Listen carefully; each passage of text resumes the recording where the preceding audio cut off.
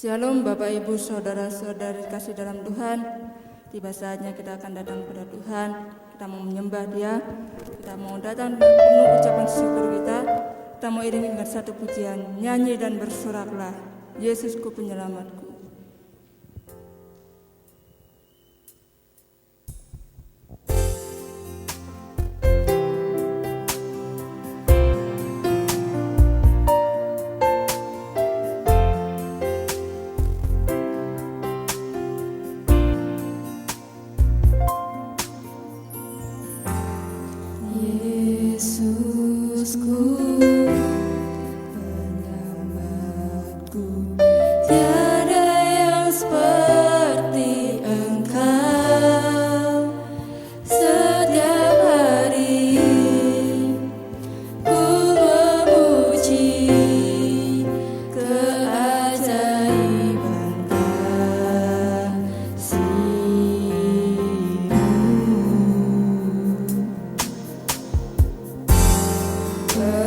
Penghibur,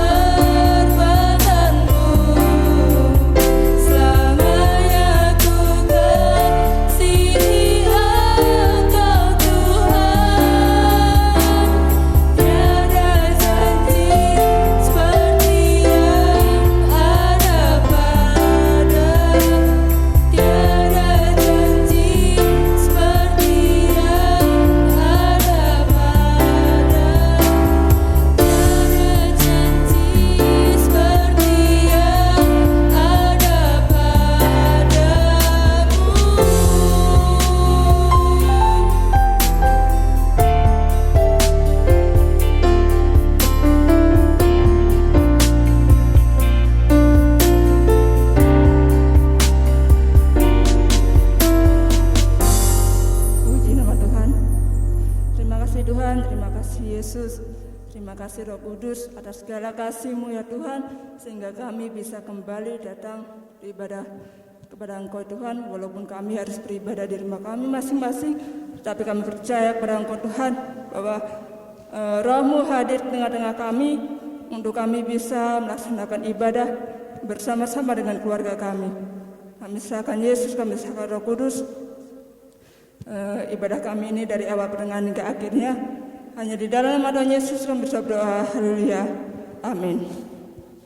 Puji nama Tuhan. Saya ucapkan Shalom.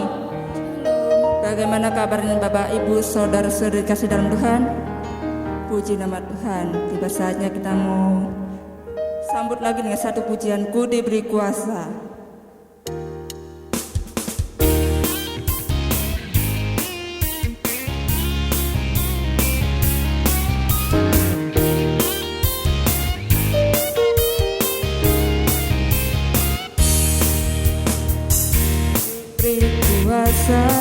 Dan Raja mulia menaklukkan musuh di bawah kaki.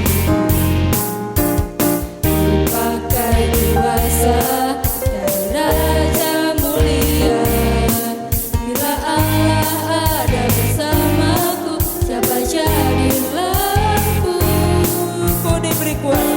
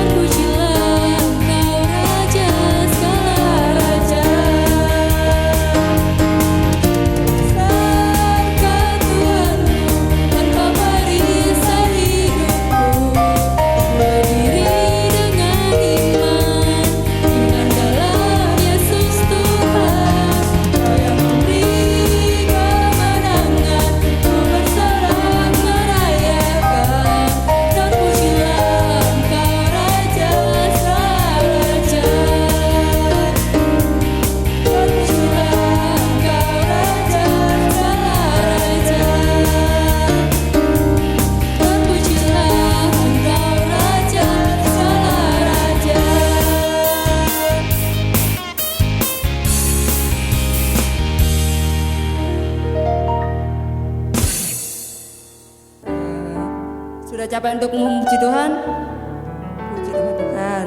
sambut lagi dengan satu pujian. Hatiku percaya, Tuhanlah kekuatan dan masukku.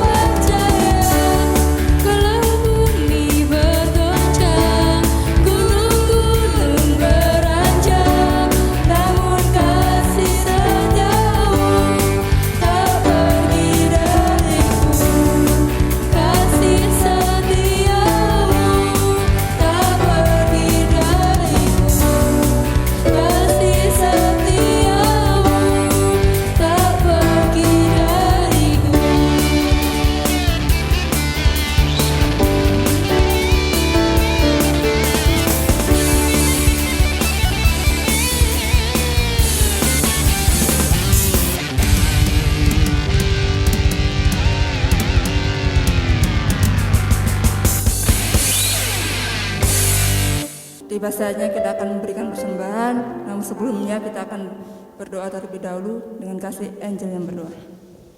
Mari kita berdoa. Terima kasih Tuhan, Engkau telah mengumpulkan kembali ibadah online pada pagi hari ini. Tuhan, kami sudah banyak memuji dan memuliakan nama-Mu. Tiba saatnya kami akan memberikan korban persembahan Tuhan. Kiranya korban persembahan ini dapat harum di hadapan-Mu, dan Kau berkati juga tangan-tangan yang memberi. Kau juga akan yang mengembalikan beberapa lipat kali ganda. Tuhan, terima kasih, kami sudah berdoa dan mengucap syukur. Haleluya, amin. Amin. Kita mau iringi dengan satu pujian. Allah sanggup.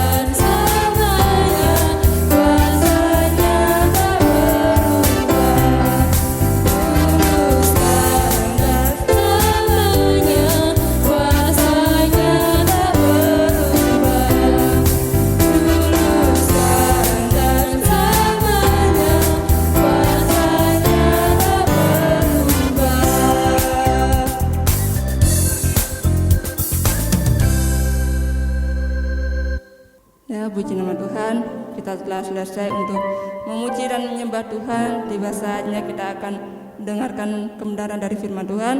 Namun sebelumnya kita akan iringi dengan satu pujian, Hanya Kau.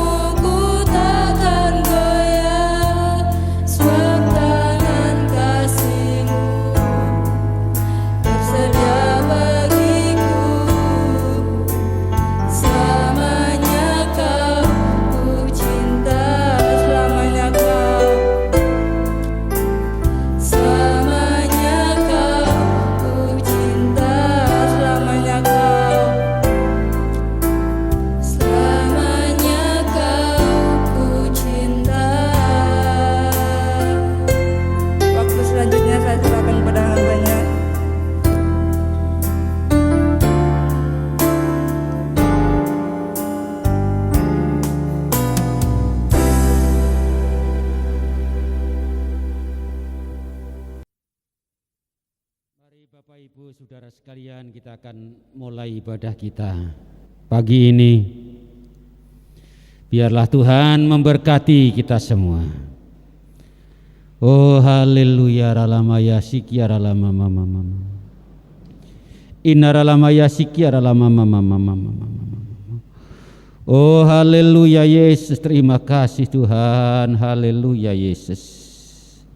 Haleluya, haleluya, ralamaya sikia ralamaya santa.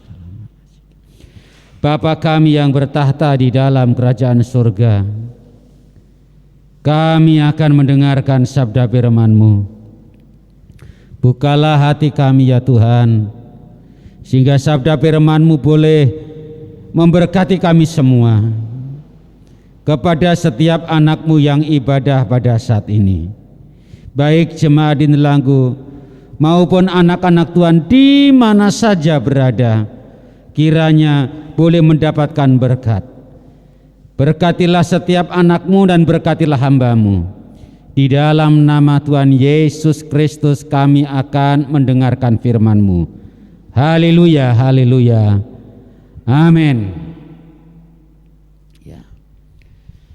Bapak, Ibu, saudara sekalian yang saya kasihi, di dalam nama Tuhan Yesus Kristus, saya akan menyampaikan firman Tuhan dengan satu penekanan pagi ini adalah Yesus selalu peduli. Sekali lagi, Yesus selalu peduli. Sebelum kita membaca firman Allah yang saya persiapkan, Bapak Ibu saudara sekalian, ketika kita menjumpai seseorang dengan pakaian lusuh dan memohon pertolongan kepada kita, yaitu termasuk saudara dan saya, kira-kira bagaimana reaksi kita? Sekali lagi, ketika ada orang yang datang berpakaian lusuh atau berpakaian kotor atau berpakaian compang-camping atau berpakaian yang tidak pantas datang memohon pertolongan kepada kita, kira-kira bagaimana reaksi kita? Firman Allah yang hendak saya ambil saat ini di dalam Injil Lukas pasal yang ke-5 ayat yang ke-13. Demikian bunyinya. Lalu Yesus mengulurkan tangannya, menyentuh orang itu dan berkata, "Aku mau, jadilah engkau tahir."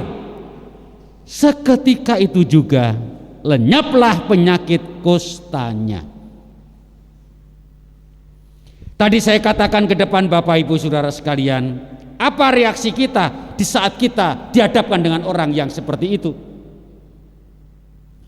Ya, setidaknya pasti kita akan mengulurkan tangan dan menolongnya. Walaupun mungkin apa yang kita berikan, apa yang kita salurkan itu mungkin ya sederhana saja. Atau sebaliknya Bapak Ibu saudara sekalian, mungkin juga pada saat kita dihadapkan dengan orang yang seperti itu, mungkin kita akan menarik tangan ini dan saat itu juga pergi meninggalkannya orang itu. Di dalam konteks firman Allah ini, Yesus memberikan teladan untuk kita. Dan inilah yang dilakukannya ketika seorang berpenyakit kusta mendekatinya. Karena orang yang menderita penyakit kusta pada saat itu, dia harus menjalani peraturan yang dibuat oleh tokoh agama pada saat itu, atau orang-orang terpandang di kalangan Israel pada saat itu. Dan orang yang menderita penyakit kusta itu harus diisolasi,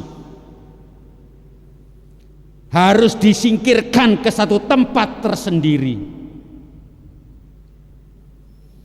Dan pada saat melihat situasi kondisi orang kusta yang sedemikian inilah di mana Yesus memberikan teladan. Yesus memberikan contoh. Apa yang Yesus lakukan pada saat itu? Yang Yesus lakukan pada saat itu karena mendengar suara dari kalangan orang-orang yang menderita penyakit kusta ini. Dia memohon dengan kata-kata memohon. Berarti pada saat dia memohon di sini tidak hanya sekali, berkali-kali.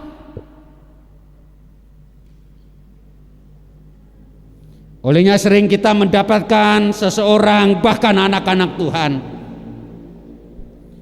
pada saat dia memohon kepada Tuhan tidak dijawab doanya, tidak dijawab kerinduannya, tidak dijawab apa yang menjadi cita-citanya, sudah marah dan ngambek, mulai berpikir Tuhan itu jauh, Tuhan tidak pedulikan, Tuhan tidak mengasihi, macam-macamlah kata-kata kadang-kadang yang keluar dari mulut lidahnya. Tetapi orang yang menderita penyakit kusta di sini, dia memohon dengan suara yang nyaring. Maksudnya supaya Yesus menyembuhkannya. Nah, inilah Bapak Ibu yang saya kasihi di dalam nama Tuhan Yesus Kristus. Kira-kira apa reaksi daripada Tuhan yang kita kenal, yaitu Yesus pada saat itu? Yesus menyembuhkan orang yang menderita penyakit kusta, yang pada saat itu dianggap atau dicap sebagai kaum kutukan Allah dan hidupnya harus dijauhi.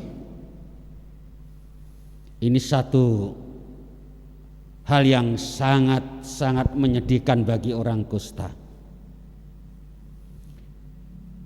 Adalah dipikir oleh orang-orang saat itu adalah penyakit kutukan dari Allah dan hidupnya harus disingkirkan.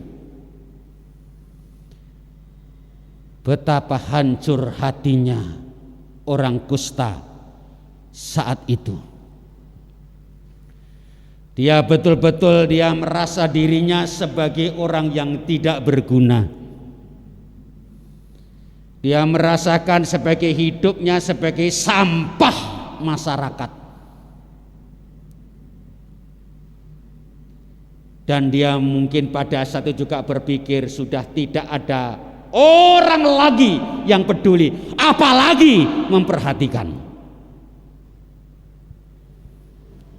Sementara banyak orang menjauhi orang yang menderita penyakit kusta ini. Namun Yesus justru mengulurkan tangannya untuk menolongnya. Ini satu hal yang perlu kita renungkan. Banyak orang yang menjauhi, banyak orang yang tidak peduli, dan banyak orang yang menghakimi. Tetapi Yesus hadir di tengah-tengah orang yang menderita penyakit kusta itu.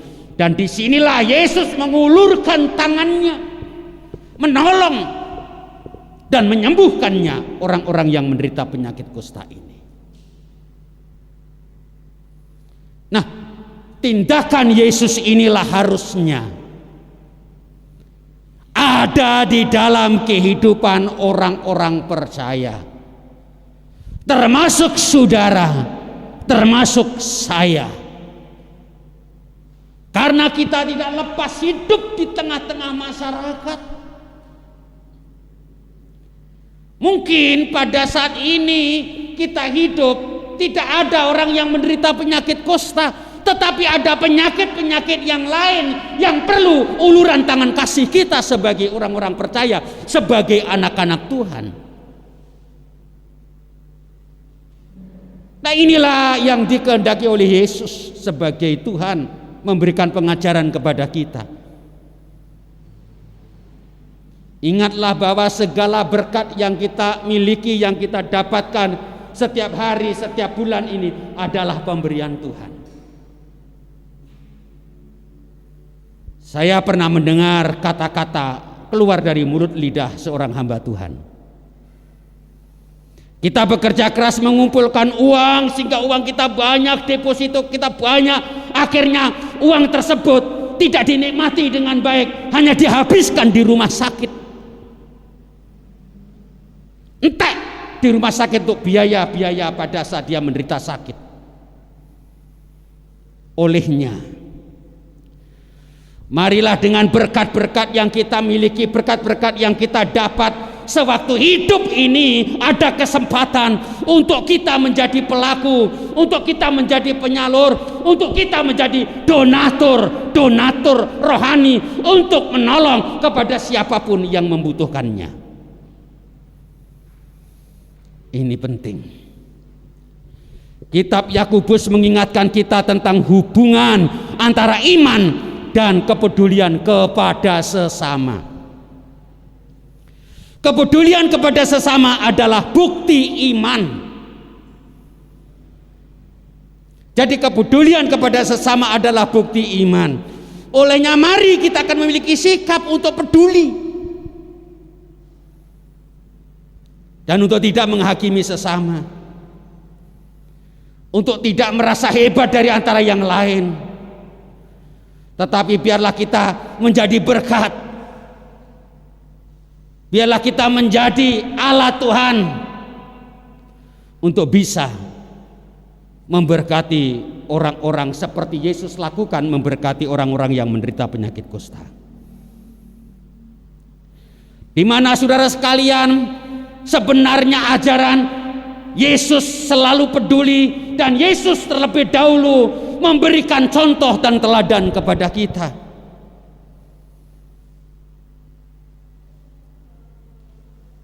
Terlebih dulu memperhatikan mereka yang dihina. Bahkan dia bersahabat dengan yang tidak memiliki sahabat dan menyertakan mereka yang dikucilkan. Sekali lagi, ada orang yang tidak punya sahabat dijadikan sahabat, bersama-sama dengan mereka menjadi sahabat. Bahkan ada orang yang dikucilkan, dia dimasuk dan dia ditarik untuk bersama-sama dengan dia. Inilah sikap dan ajaran daripada Yesus. Olehnya kehadiran orang yang lemah, kehadiran orang miskin di tengah-tengah masyarakat di sekitar kita, jangan sampai kita memiliki sikap yang salah, bukan untuk dijauhi, bukan untuk dikucilkan, bukan untuk dibiarkan, tetapi diperhatikan sehingga ajaran yang dikatakan dalam firman Allah, biarlah kita menjadi terang dan garam di tengah-tengah masyarakat, terbukti lewat kehidupan kita masing-masing. Mari Bapak Ibu sekalian, sebaliknya kita akan mendekati dan memperdulikan mereka. Dan Yesus sudah menunjukkannya hal ini kepada mereka. Bahkan Yesus telah menunjukkannya kepeduliannya kepada kita yang hina karena dosa.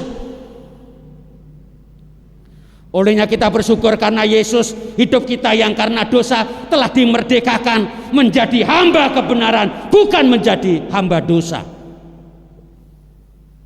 Negara Republik Indonesia barusan saja merdeka, tanggal 17 Agustus 1945, dan sekarang yang ke-76 tahun. Saya pikir saat ini satu kesempatan kita tidak harus berperang untuk mengangkat senjata seperti para pahlawan yang telah mendahului kita. Tetapi biarlah kita sebagai anak-anak Tuhan bisa mengisi kemerdekaan itu, muncul dari dasar hati kita masing-masing. Intinya untuk menjadi berkat di tengah-tengah masyarakat, sehingga kita betul-betul menjadi pelaku-pelaku, tidak hanya penonton, dan Yesus lakukan terlebih dahulu. Harusnya kita melakukan seperti apa yang Yesus lakukan pada saat itu. Bapak Ibu Saudara sekalian, apakah kita juga bersedia masuk ke tengah-tengah mereka dan melayani? Tadi saya katakan Yesus masuk di tengah-tengah orang yang menderita penyakit kusta yang saat itu disingkirkan. Yang saat itu dia carikan tempat tertentu oleh orang-orang zaman itu. Tetapi Yesus mendekat, ada di tengah-tengah mereka dan mengulurkan tangannya. Dan akhirnya orang-orang kusta itu tahir atau menjadi sembuh. Inilah Bapak Ibu Saudara sekalian, selayaknya lah kita mengikuti teladannya. Selayaknya lah kita mengikuti teladannya Bapak Ibu Saudara sekalian, untuk mengulurkan tangan kepada orang-orang yang terabaikan. Mengulurkan tangan kepada orang-orang yang terabaikan. Inilah satu kesempatan. Karena hidup itu adalah tidak mengerti apa yang terjadi. Jangan kita merasa ada di zona nyaman pada saat kita ada di atas segala-galanya. Ekonominya mapan, keuangannya mapan, apa yang kita makan minum pakai mapan, pekerjaannya mapan, semuanya mapan. Hati-hati di sini ini. Hati-hati. Karena apa? Karena tidak selamanya kita ada di tempat di atas. Orang selalu bilang bahwa hidup ini seperti roda berputar. Jangan kita merasa kita di atas, suatu saat kita ada di bawah. Dan pastinya kita akan membutuhkan pertolongan kepada orang-orang yang kita abaikan, kepada orang-orang yang kita singkirkan, kepada orang-orang yang tidak kita anggap sebagai orang yang baik. Satu saat disitulah kita akan butuh pada orang-orang itu. Olehnya jangan remehkan orang-orang yang dalam hidupnya kemiskinan, tetapi rangkullah, layanilah. Syukur kita bisa memberkati mereka, mengangkat mereka, menasihati mereka, menyanjung mereka, memberi support kepada mereka, sehingga mereka boleh berdiri bersama-sama. Inilah waktunya. Kapan lagi kalau tidak mulai sekarang? Sekali lagi Bapak Ibu Saudara sekalian, hidup kita ini adalah singkat. Tidak selama-lamanya kita ini akan hidup di bumi ini. Sedangkan pada satu saat besok kita itu meninggalkan bumi ini, kita tidak membawa apa-apa. Apa yang kita kumpulkan bertahun-tahun tidak kita bawa. Dan pada saat di sana pun Tuhan tidak akan tanya berapa sertifikatmu, berapa hotelmu, berapa sawahmu, berapa rumahmu, enggak tanya itu. Tetapi pada saat nanti di sana Tuhan akan tanya, apa yang engkau lakukan di saat engkau ada dalam dunia, dalam pengiringannya kepadaku. Olehnya ini penting. Mari kita akan lakukan hal ini. Jangan menunda-nunda. Atau jangan kita pura-pura tidak mengerti. Sebenarnya kita tahu. Olehnya biarlah kita menjadi orang yang cepat tanggap, mengerti apa yang Tuhan maksud, sehingga kita betul-betul menjadi anak Tuhan, yang betul-betul menjadi anak-anak Tuhan, yang bisa melakukan apa yang Yesus ajarkan. Tidak usah menunggu besok-besok untuk memperhatikan orang lain. Jangan menunggu besok kalau aku sudah punya pabrik, besok kalau aku sudah kaya, besok kalau aku sudah cukup. Tidak usah. Justru pada saat kita menghadapi situasi yang sulit seperti ini, kita memberi dalam keadaan kesulitan, memberi dalam keadaan pas-pasan, kita bisa melakukannya. Di sini Allah akan memberkati kita lebih. Orang yang memberi, firman Allah berkata, pasti diberi. Orang yang menabur banyak akan menuai banyak, orang yang menabur sedikit akan menuai sedikit, firman Allah berkata. Olehnya mari kita sebagai anak-anak Tuhan, jangan kita menggenggam tangan kita ini. Kita akan berbuat mulai sekarang. berbuat untuk pelayanan pekerjaan Tuhan, berbuat untuk pelayanan pekerjaan Tuhan. Mari Bapak Ibu yang saya kasih dalam nama Yesus, saya bersyukur melayani pekerjaan Tuhan dan hidupku hanya bergantung kepada Tuhan. Tidak ada sumber lain. Tidak ada sumber lain. Hidup karena melayani dan bisa lolos dari bulan ke bulan. Kami hanya bisa mengucapkan syukur kepada Tuhan. Olehnya mari pada saat ini kita akan menjadi anak-anak Tuhan yang berdampak di tengah-tengah masyarakat, berpengaruh, dan syukur kita bisa menghibur bagi yang susah, menguatkan bagi yang lemah, mendoakan bagi yang sakit, memberikan harapan bagi yang putus asa. Nah, disinilah fungsi kita sebagai anak-anak Tuhan. Kalau Yesus sudah bisa memberikan teladan, dan teladan yang Yesus berikan itu kita terapkan dalam diri kita masing-masing, pasti kita bisa, dan nama Tuhan pasti dipermuliakan lewat kehidupan kita. Mulailah sekarang, jangan menunggu besok-besok. Inilah waktunya. Situasi yang sedemikian inilah. Justru disinilah Tuhan menguji kepada kita, mampukah kita, bisakah kita, sanggupkah kita, atau kita selalu hitung-hitungan. Tuhan akan memberkati lebih kepada setiap anaknya yang siap melakukannya. Berkat melimpah bagi setiap orang yang memberikannya, dan berkat itu akan jatuh kepada setiap orang yang taat dan melakukannya. Pintu-pintu langit akan dibuka, berkat akan tercurah kepada kita semua. Amin.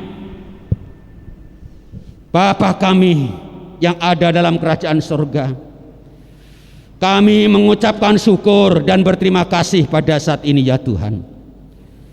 Biarlah Engkau memberkati kami yang sudah mendengarkan sabda firman-Mu. Biarlah pada saat ini kami dihadapkan dengan situasi kondisi yang sedemikian. Dan pada saat itu juga sabda firman-Mu melihat situasi kondisi yang saat itu melihat orang-orang yang diesolasi atau disingkirkan pada saat itu, orang-orang yang menderita penyakit kusta. Orang-orang pada menjauhi atau tidak peduli kepada orang-orang yang menderita penyakit kusta pada saat itu. Tetapi justru Yesus mendekat, hadir di tengah-tengah mereka, mengulurkan tangannya, memberkati mereka, menyembuhkan mereka, sehingga mereka boleh mengalami kesembuhan. Hal ini dilakukan oleh Yesus karena Yesus tahu benar bahwa orang yang miskin, hidup dalam kekurangan ada di dunia ini bukan untuk disingkirkan, bukan untuk dijauhi, tetapi untuk dikasihi. Olehnya Bapa, Engkau mengajarkan dalam hal ini supaya kami pun menjadi pelaku-pelaku sabda firman-Mu, untuk bisa mengasihi, memberi, supaya orang-orang tersebut boleh percaya kepada Yesus sebagai juru selamat. Tidak menunda-nunda waktu, inilah waktunya, mulai sekarang. Karena hidup kita adalah singkat, tidak selama-lamanya kita hidup selama-lamanya dalam dunia ini. Berkatilah kami semua ya Bapa. Mari Bapak Ibu serahkan, angkat dua belah tanganmu. Terima kasih Tuhan Yesus, sebentar kita akan pulang, meninggalkan tempat ini, pulang ke rumah kita masing-masing, atau ada di rumah kita masing-masing yang dekat maupun yang jauh. Saudara boleh pulang dengan membawa berkat dari Allah Bapa, kasih sayang Anak yang tunggal Tuhan Yesus Kristus, serta persekutuan dengan kuat kuasa Roh Kudus, berkat menyertai Bapak, Ibu, saudara-saudari sekalian hari ini sampai selama-lamanya. Di dalam nama Yesus yang percaya katakan amin.